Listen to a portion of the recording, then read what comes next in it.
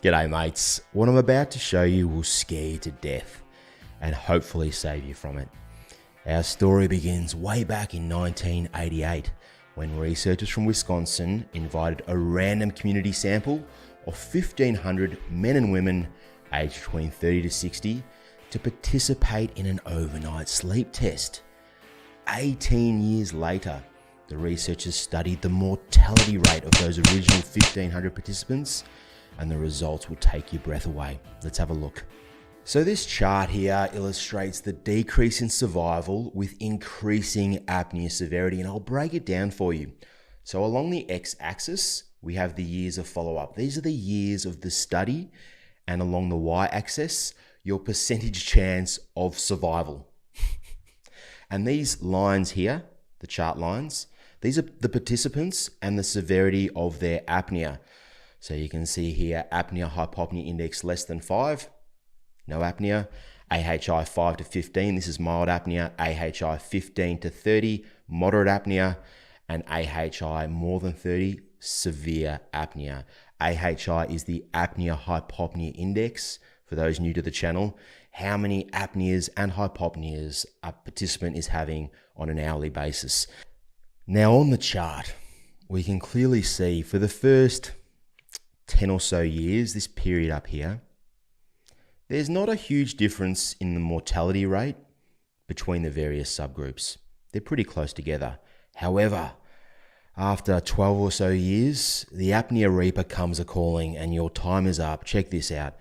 Have a look at the drop in survival rate of those participants with severe apnea. Look at it, just falls off a cliff right down here to 65%. So those of you watching right now with untreated severe apnea, your chances of surviving the next 18 years are about 65%.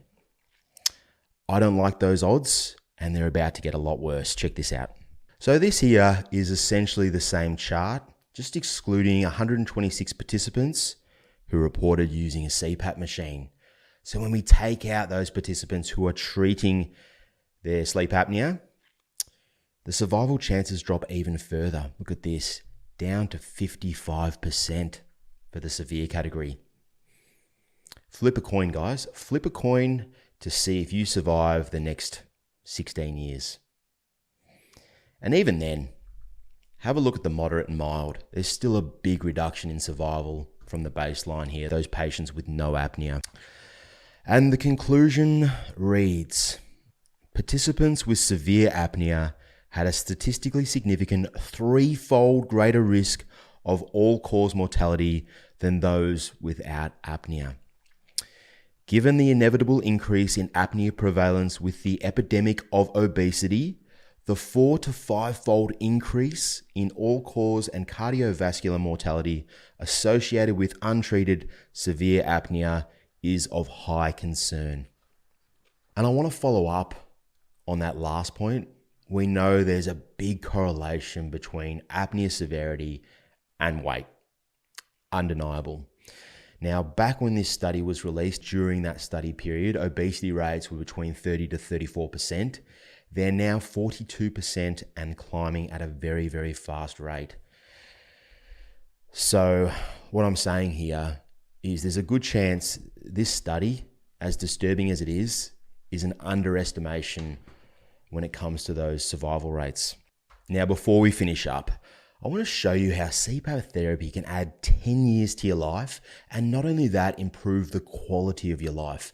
So you're not a grumpy old prick all the time, and you can enjoy life, play with your kids, exercise, do all the fun stuff.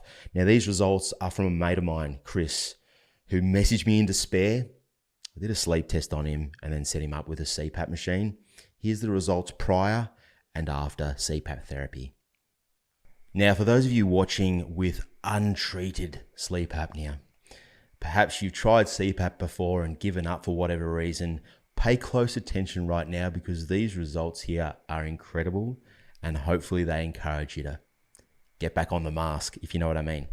So this is Apple sleep cycle data coming directly from Chris's watch, and it's just remarkable. Over here we have the 7th of March. This is the night he did the test. And here is the 9th of March, his first night with a CPAP machine.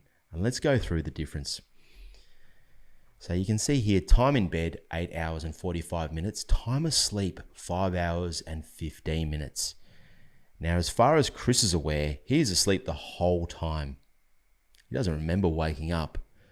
But the watch is showing he only slept for 5 hours and 15 minutes. And that's because he has, see all this red here? These are all his sleep disturbances, his interruptions because of his apnea, his breathing.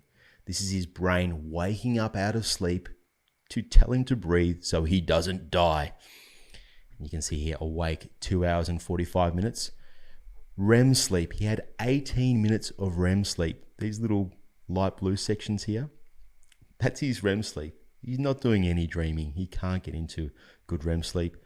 Core sleep, 4 hours and 57 minutes. And deep sleep, 0 minutes. Donuts, no deep sleep. Now let's juxtapose that with his very first night of CPAP therapy. And I can just imagine his brain and his body just having the most amazing sleep. It's the first time in years, just having a proper sleep. And have a look at it. 8 hours and 58 minutes time in bed. Time asleep, 8 hours and 24 minutes. Look at the difference in the awake periods, all the red. He's only got 2 little awake periods and they're associated with REM, which is what we normally see. Now let's go to the statistics and compare. Awake, 3 minutes versus 2 hours and 45 minutes. REM sleep, 2 hours and 49 minutes of the most beautiful REM sleep. Look at these look at the structure of this sleep cycle. Look at this structure here. Look at this beautiful sleep cycle structure. Core sleep, 4 hours and 10 minutes. And the deep sleep, super important, 1 hour and 25 minutes of deep sleep versus 0 minutes.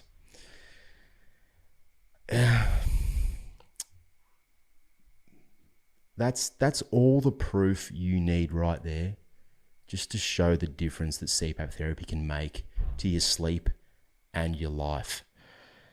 Now let's have a look at the oxygen data from his Sleep HQ O2 ring. All right, if you want to pick yourself up a Sleep HQ O2 ring, click the link above and you can check it out. So here we are on Sleep HQ. This is my cloud-based sleep apnea management platform. Checking out Chris's Sleep HQ O2 ring data. We get the blood oxygen levels, the SpO2, the pulse rate, and also movement data, which is really helpful as he's moving around in bed. And have a look at the blood oxygen level drops. They should be nice and steady up at 96, 97, but look where they are. They're down here at 70, way too low. Look at his pulse rate, bumping around up here at 100, 104. And then look at all the movement data here. And if we come up to the statistics up here, drops over 4%, 255 times a night. His oxygen levels were dropping 4% or more. Now let's take a look at how the results changed with the first night of CPAP therapy. You ready? Here we go. All right, have a look at the blood oxygen levels. Nice and stable. There is this period here. I'll talk about that in a minute. But look, for the majority of the night, I'll toggle back again. Look at the difference. Incredible. So this section here in the beginning, I'll explain that. This was Chris's first night of CPAP therapy. And just from experience, I knew he would need a lot of pressure to treat his obstructive apneas. However, I didn't want the ResMed delivering too much pressure because it can cause problems, especially for beginners. So I capped it at 14 and it looks like that was just a little bit too low. He needs just a little bit more, maybe 15 centimeters. And check out the heart rate right here. It's erratic in the beginning, associated with the blood oxygen drops. But once they become stable, look at this 97, 97, look at what the heart does. Look at this beautiful drop in heart rate. It's finally resting. 65, 63, 61, 55. We're going 49. Down here at 47. Let's compare that prior to CPAP. See how erratic it is throughout the entire night. That's the activation of the sympathetic nervous system, the fight or flight response. And all the movement data here in pink. Why is there so much movement data? Because he's waking up to breathe. That's what's happening. Let's check it with CPAP. Look at this. Look at the difference. Hardly any movement. Incredible stuff. There's your proof right there. That is your proof. Get back on CPAP, guys. A lot of people who fail the first time around with CPAP normally succeed the second time around or the third time around. So if you have given up, make sure you go back and try again. Jump on Sleep HQ, of course. You have access to this information now, and you can see exactly the improvement CPAP therapy can make to your health data right here, but you'll also feel it as well. Thanks for watching, mates. I know the study is confronting, but there's no point in burying your head in the sand and just hoping everything will be okay. You got one chance at this, one life, make the most of it. And if it means you're going to add 10 years to your life and your chance of survival goes from 55% to 95% over the next 18 years, sleeping with a mask is worth it. I know it's a little bit uncomfortable in the beginning, but once you get used to it, you'll have the best sleep of your life. You'll add 10 years to your life and you'll never look back. Until next time, sleep well, look after your mates, and make every moment count. Cheers. G'day, mates. This video is sponsored by Sleep HQ.